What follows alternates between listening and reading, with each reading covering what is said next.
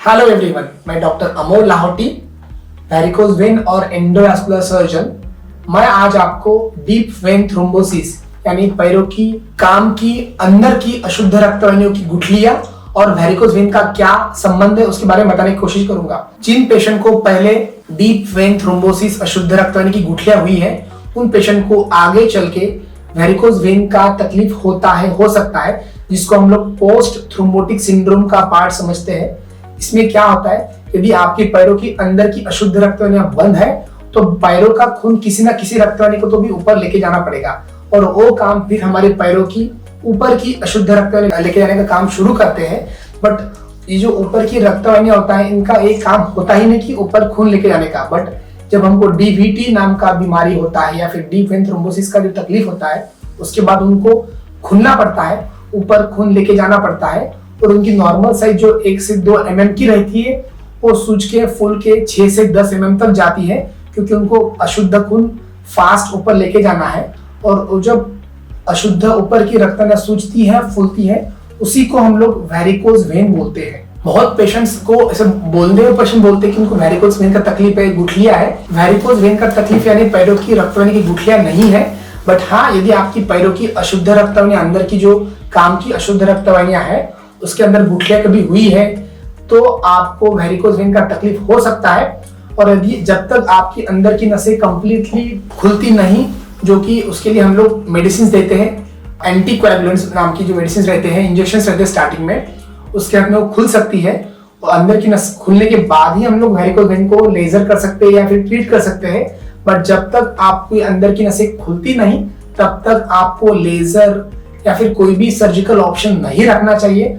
आपको तकलीफ है तो भी, पैरों में जख्म है तो भी, स्किन काली है तो भी, क्योंकि यदि आपकी अशुद्ध अंदर की मेन रक्तवाहिनी बंद है और आप ऊपर की नस का ट्रीटमेंट करके लेजर करते हो, तो आपकी ऊपर की नस भी आप बंद कर रहे हो और अंदर की भी तो ऑलरेडी बंद है ही, तो इसके अंदर आपकी कॉम्प्लिकेशंस और भी फ्यूचर में बढ़ेंगे।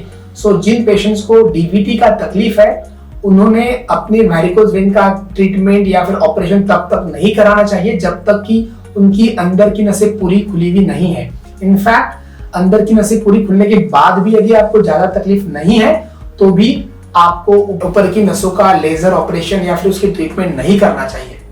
अब जिनको डीवीटी वेरिकोज वेन है, उन्होंने ओवरऑल छोटी छोटी सिंपल बातें याद रखना है। एक तो उनको लॉन्ग टर्म ज्यादा टाइम तक, ज्यादा महीने सालों तक स्टॉकिंग यूज करना चाहिए। स्टॉकिंग थोड़े अनकंफर्टेबल रहते हैं, बट उनका काम ही है कि ऊपर की नसों को सूजन ना देना, ताकि वहां का अनकंफर्ट या फिर वहां का पेन सुझाव कम करे।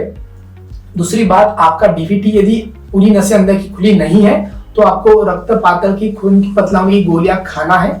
उसके साथ साथ यदि आप टोबैको खाते हो, स्मोकिंग करते हो, अल्कोहल लेते हो, तो आपको कंप्लीटली कम करना चाहिए। आपका यदि वेट ज्यादा है, आपका वजन ज्यादा है, तो आपको स्लोली नेचुरली वजन कैसे कम कर सकते हो, आपको वो देखना चाहिए।